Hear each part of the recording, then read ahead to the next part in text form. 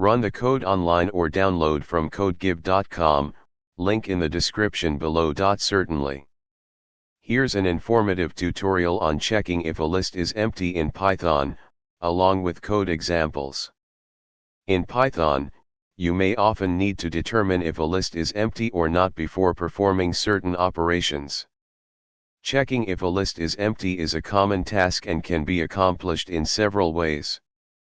In this tutorial, we'll explore different methods to check if a list is empty using simple code examples.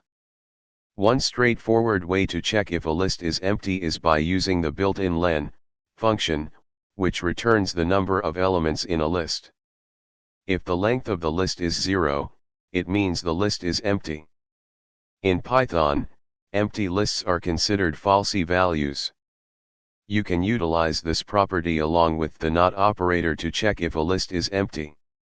Another simple way to check if a list is empty is by directly comparing it to an empty list.